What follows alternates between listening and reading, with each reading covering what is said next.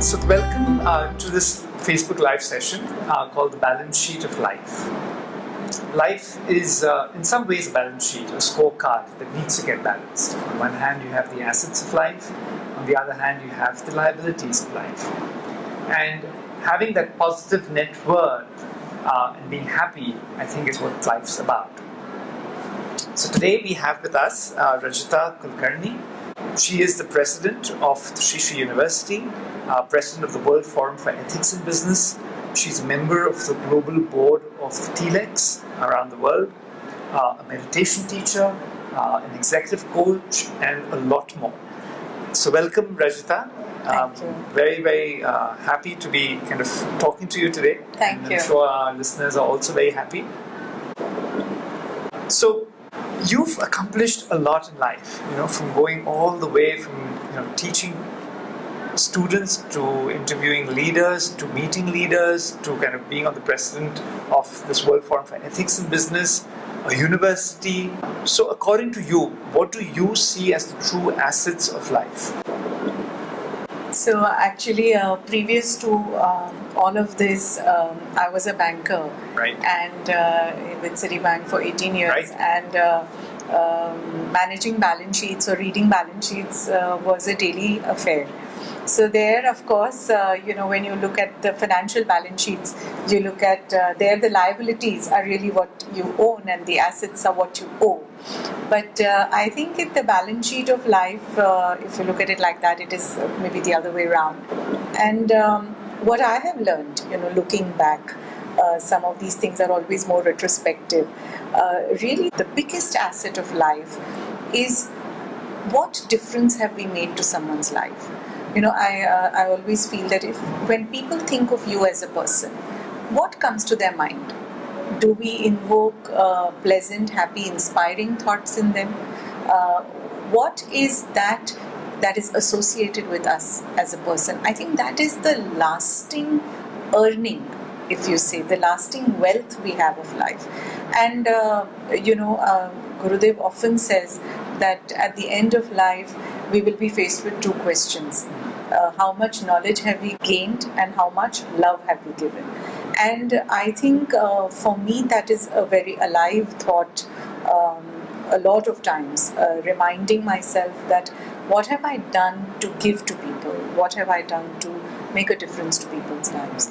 And I think those really for me are the big assets, the character that you represent, what you carry without saying it. I think those for me would be some big assets. Okay. So how do you develop that? Is it something inborn, or are you like how yes, do you? Yes, gaining wealth is always needs a lot of work. It's not easy, but it's not impossible also. Right. So I think it happens over time, and I think it improves with your own level of awareness, where I have found myself therefore benefiting greatly from my spiritual practices, from my sadhana, the daily practice of meditation, immersing in knowledge, and I think staying the course. There is a very beautiful concept of Sangha also in our text. There is a concept of Dharma, and there is a concept of, so it says Buddha, Dharma, Sangha. So the knowledge, the act, what you indulge in, how you practice it, and then the company you keep, the Sangha. So I think all of this has helped me greatly, and I have been very fortunate in having very wonderful, I would say,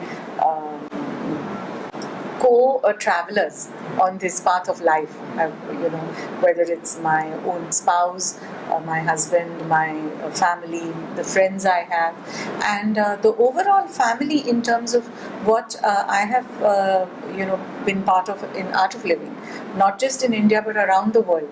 So wherever I go, I see people are pursuing similar pursuits, and so many of them doing better than me. So that kind of pushes me, keeps me going. And in places where I feel that, I can be an inspiration, I think that has helped me to contribute in that sense. But in short, I would say really, centering from within comes from that aspect of looking within, staying still a little bit. Because look at the world today. We are moving at such a fast pace. Everybody is talking about the world as a VUCA world, volatile, uncertain, complex, ambiguous, and it will get even more as we are, as an artificial intelligence, Internet of Things, everything is becoming part of life. Then how do you keep that centered humanity in you alive? So is it just a tool? For example, you mentioned spirituality. So is it just a tool, or is it actually, as you mentioned, in awareness, a state of mind also of doing it, kind of, bringing your mind back again and again? Yeah. Because it's like, people think, okay, I can do spirituality, I can just do the practice, I can just meditate. But is it just that, or is it more than that? Is it actually I think pushing yourself? that can be a good beginning. Right.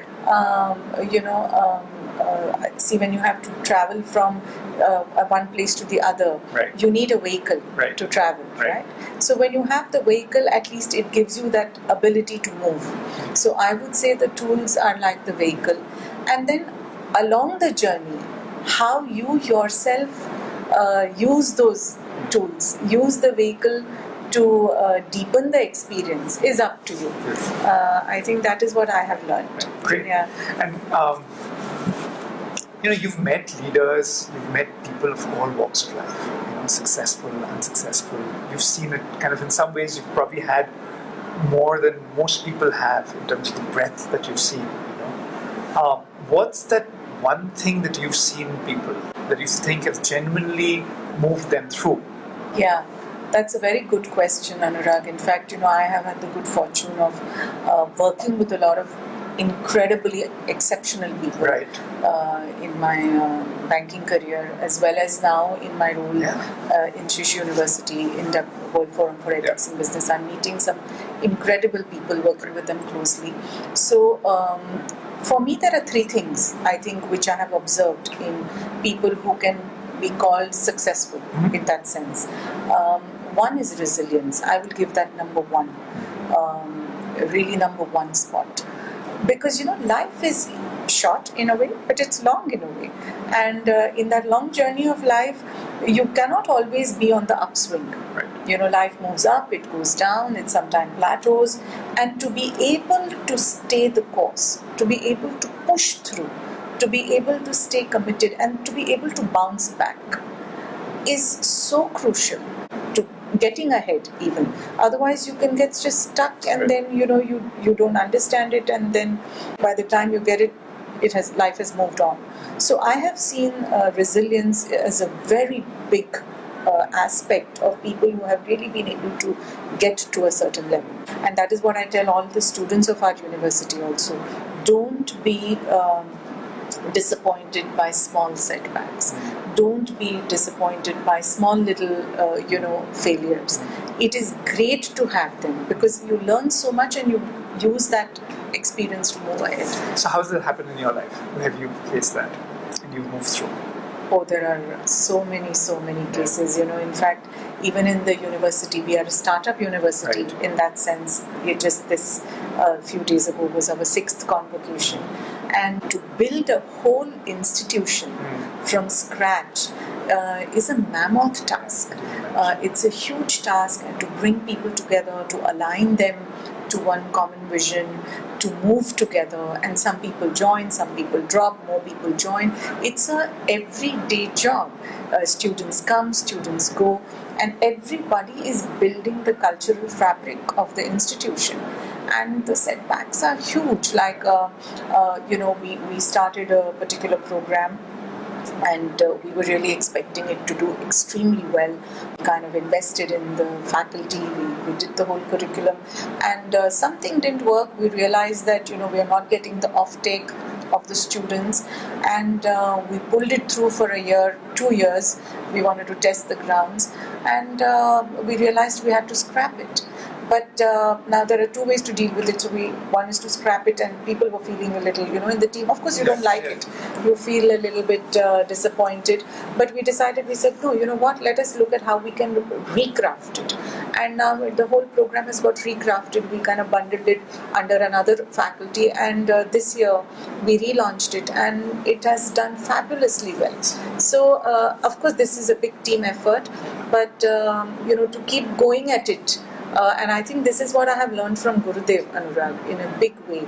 I have had the good fortune of working with him very closely, observing him work, and any challenge that comes his way, or anything that which might appear is also not happening in the way we want it to. Yeah. It just doesn't faze him. He just keeps moving ahead. Right. Moving ahead. He said it to me also once. He says, we say in our Art of Living course, live in the present moment. Right. He says, we have to live the knowledge. Right. And I think being resilient is also about being in this moment and using the full potential of this moment. So, still learning. But It's a tall task. It's a tall task. It's like you say, in spirituality, it's a brave man's journey, a woman's journey. Yes, that's true. So it seems like that. Yes, right? you're resilience right. comes out of one. But for your students, right, it must be like a fascinating kind of. Like on one hand, for you, the difficulty must be, hey, it's a startup university, come to the university, right? And so, what are you kind of selling in some ways? Correct. Right? Or offering? But in some case, for the students themselves, the journey that they must be going through must be fantastic. Right? It is, must be like, Anurag, you and I, we graduated school and college at a time, probably we went to, well-established institutions. Right. I think our education was not complete. In a sense, because what I'm seeing True education. Yeah. Because what I'm seeing in our students, Anurag, and you have come to the campus, you have interacted with the students. What I'm seeing there is that they are part of the building of the institution. They are part of building the university. So, for example, our architecture students are part of doing the drawings and the designs for our new buildings. They are designing the amphitheaters. They are designing the mini forest. They painted the cafeteria the way they wanted it. Our MBA students are helping our, when we had the ISO 22000 audit, which by the way, we are one of the very few educational institutions to have that for our kitchen and dining facilities.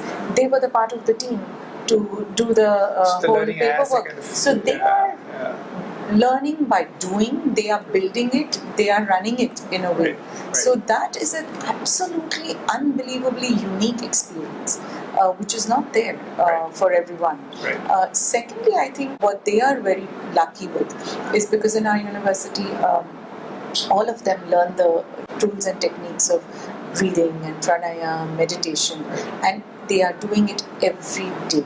They get credits for that. So, if you come to our campus in the morning at 6:30, you will see all 2,000 kids are doing, and these, meditation, Surya Namaskar.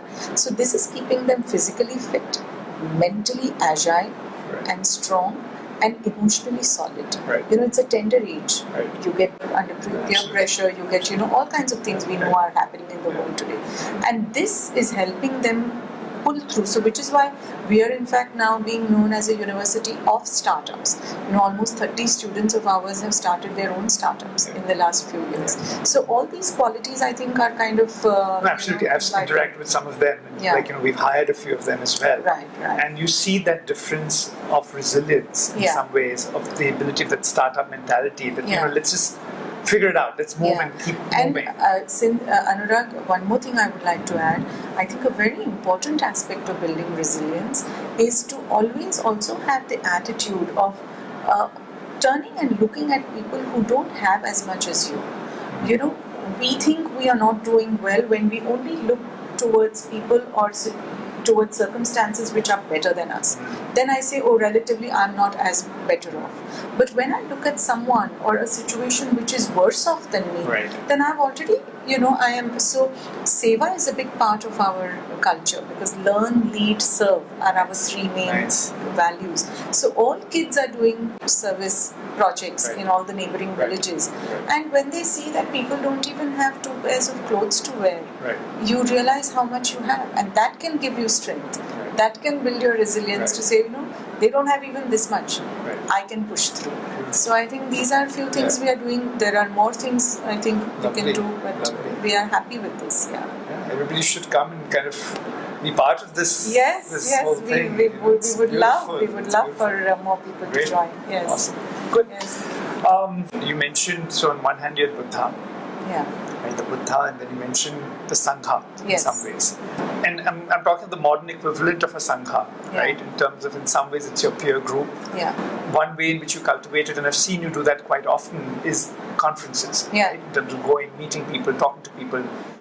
There must be something to it, right? Yeah. But what have you seen as the power of these conferences? What have you seen? How have you cultivated your Sangha in some ways? You know, of course, we have to choose the right events. But I am telling you, Anurag, over the years, I have really appreciated all the platforms I've been part of.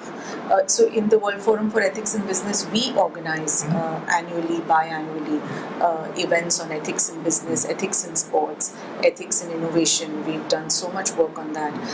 We've had 2 World Summits on ethics in sports at FIFA, 2 in Norway now on anti-doping, innumerable ones in the European Parliament. In the university, we are ourselves hosting events, and over the period, I get invited. I have spoken, at huge numbers of conferences around the world, a large number of them. And what I feel is, it is up to us how much we can absorb or how much we can, how much we take. I feel the chance to listen to someone who is willing to share his or her life story. There is so much to learn from people. For me, there are 3-4 big things that happen in such events. One is amazing ideas. I really learn a lot. And I'm a good student. I feel somewhere in my heart, I make notes because I like to, because for me, if I write, I remember better. So I make notes. I really learn a lot in these events. Secondly, somewhere that's why it kind of sows a seed of inspiration. It propels me to want to do something different. Right. That is the second. Third is an amazing opportunity to interact with people. The kind of positive professional and in some cases personal relationships, friendships, I have forged in these events have been such a great mutual learning experience. Right. Built a great peer network. And fourthly, somewhere I think it also humbles you. Because sometimes when you are doing your things, you feel, oh wow, I'm doing this and that, and then you meet people who are doing so much more, and then you say, oh, you know what, little course correction. Now there is more possible to do. So this is what it is, and this is what even when we host, for example, the International Women's Conference, Anurag. I have been part of it from the inception. Right. I have been attending it. Moderating sometimes, speaking sometimes, and I have seen how Bhanu Didi has been conceptualizing each of them. Each of them has a unique theme. Yeah. Each of them has a unique approach to it. There is a lot of seva projects that get associated, as part of it. One time I remember we sponsored the education of 3 girls for medicine and architecture, building homes. So there are so many angles that get kind of incorporated in it. And to be honest, it's one of the most vibrant platforms I have been, to be part of an event where you meet like 1,000 women from close to 100 countries of the world. Where do we get a chance like this, Anurag? It is said popularly now that, the time of technological knowledge is over, information knowledge is over. This is the social knowledge era. It is the time of social capital, social knowledge, social networks, social intelligence, if you will. And these events enable you to do that.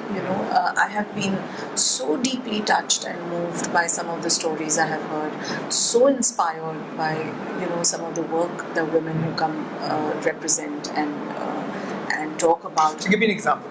Give me an example of where you really saw that and said, it's really made a kind of sea change in your life, if you want. If you're, I know. There was a few conferences back, there was a large delegation of women which came from Africa. Almost 75, 80 women came from Africa. And there was a woman minister who had come, I'm forgetting which country she represented, but she was a woman member of parliament and minister. And she stood up, Anurag, I remember, and told her story about how as a child she went through a lot of abuse, trauma, and how her mother helped her almost run away from that situation. At the same time, not letting people in the family know, so they all thought that she kind of escaped, and the mother at all times knew, and she facilitated that. But and now she's a member of parliament. And I remember having, sitting with her over a meal, and I told her, I said, that moment, somewhere, that seed of courage, I think, got sown in me, because to have to be able to make a decision where you run away from your own home because of the conditions there, and then to rebuild your life. I mean, what challenge can be, And you see this in a movie, but actually meeting someone face to face and talking to that person. Like last time, Anurag, there was a whole group of Yazidi girls who had come. Our teacher Mawahib, she's doing such exceptional work in that region. And to listen to the stories of these Yazidi girls, we always bring a delegation of girl students and women professors from our university also to be part of this conference. So, just to hear these stories, Anurag, puts your life in perspective. Which is why we, even in the university, we have started a Women's Leadership Forum. We have started called Charchika, where we invite women who have achieved something in their life, or who have a story to tell.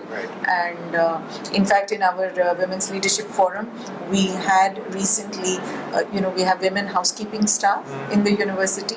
We had them share their stories about how because they are women who are, some of them are not even educated, but because of the work they do with us, they earn like some few thousand rupees, and they run their homes based on that. So we want the students also to get both sides of the experience. Very nice. Beautiful. Thanks. Should we take some questions? Yes, please. So one question's come in. The conference is titled The Circle of Life. I think the one that's coming up 2020. Yes. And it says, Circle of Life, passion, compassion, dispassion. Yes. You want to comment on that? How it's helped you in your life? These three qualities of passion, compassion, dispassion. In some ways it's linked to, what we call the Trinity is kind of creation, destruction and maintenance. Yes. Actually, I remember telling Didi that this is such a fantastic theme to choose, because it is. all beautiful. These aspects are expressed in our lives.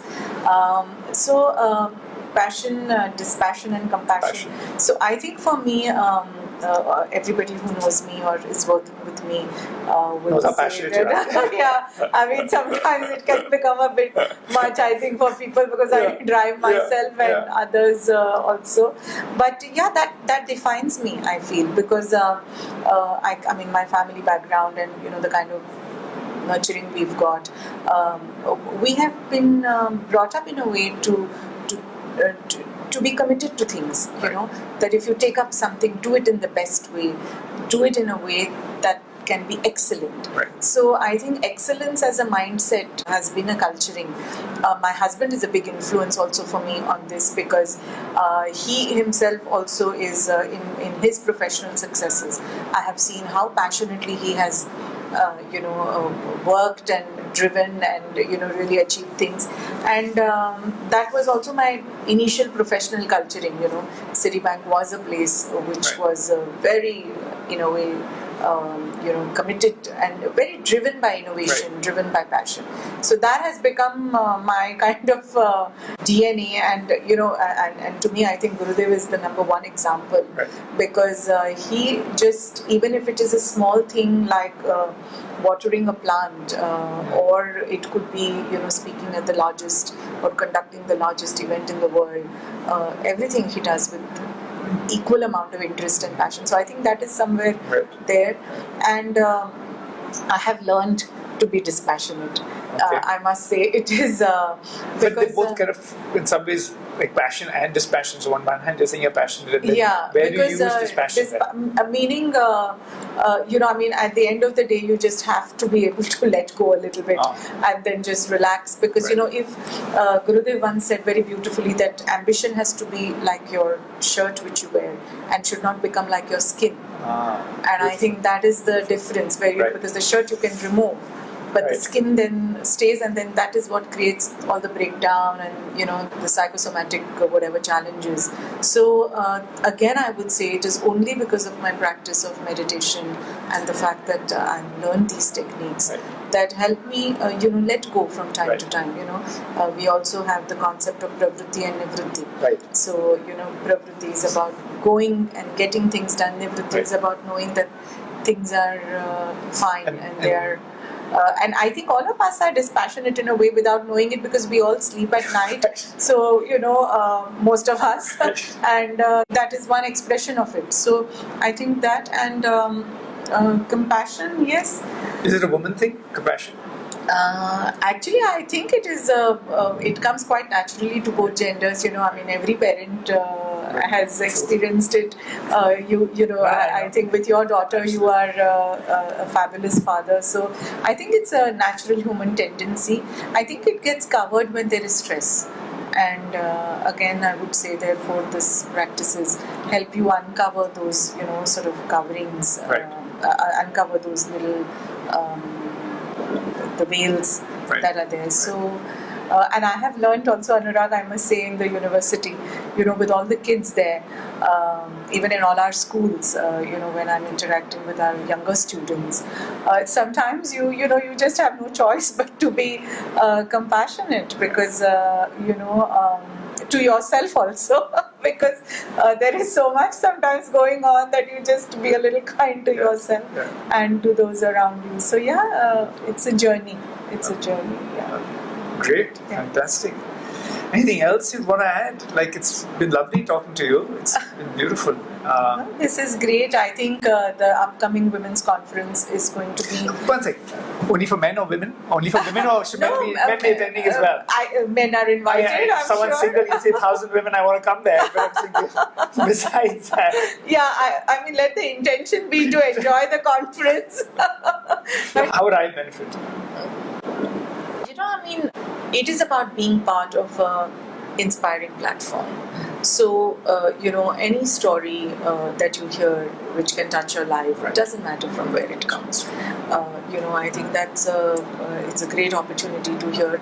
I tell all my students, don't lose a single chance to listen to somebody, to learn from them, because you never know what will work for you and what will trigger in you. So that is what I feel, and this upcoming conference is, already I'm seeing the kind of preparation that is going on for that, and I have no doubt that it will be one more expression of inspiration, and I'm really looking forward to it. I'm looking forward to meeting so many women from around the world, because Anurag, you are in a senior leadership position yourself, working with large teams.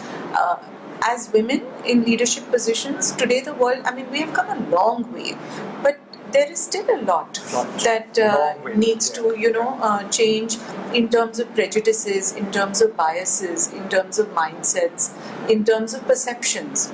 So sometimes, even if the performance and the capability is equal, all these things make it unequal. And I think as women, we need to come together more to learn from each other, and also to reassure each other. So I am, really looking forward to meeting such women, and I would encourage everyone who's listening to this to not lose a single minute before, really acting to, whatever, register or come. It's going to be great, and I always tell Bhanudidi that the way she and her entire team take personal care of the smallest detail itself is such a huge learning. In a world which is becoming more and more generic and mediocre in a sense, it is that spark of this beautiful, unique excellence. So I look forward to meeting everybody, all women from around the world, and welcome to India, I would say. And those from India, welcome to Bangalore. And there's a lot more happening. There's so many things. I was just looking through the brochure. It's quite interesting this time in terms of, I think we do it all the time, but especially how it's not just about meeting, it's not just about conferences, it's about meditation as well. Absolutely. There's fun, there's sessions with Gurudev, it's a whole gamut of stuff it's together, like a right? carnival. It's a carnival for It's 3 a days where you get to carnival, learn, yes. have fun, meet. Absolutely. Very nice. Good. Absolutely. So, guys, you heard it from Rajita. I think act now. That's the main thing. Otherwise, I'm sure your mind's going to go here and there. And we may be full. You may be full. That's Yeah. a different thing. I better go and do that myself Yes. today. Yes. I actually did send it all the way around to my team members, and already we have a couple of people from my Amar Shatra Katha team Oh, okay. who are going to be joining. Okay. So that's been done. But go ahead, act now. You've seen, I think there's a little ticker. You've got the ticker of where to go and register. But thank you so much. Thank you, It was Anurag. lovely. It was lovely It was to lovely. chat with you, Yeah, and absolutely. you bring yourself so much expertise to your professional work that it was fabulous to have Absolutely this lovely. interaction. No, it was lovely. It's my pleasure. Thank you. Thank you so much. Thank you. Check.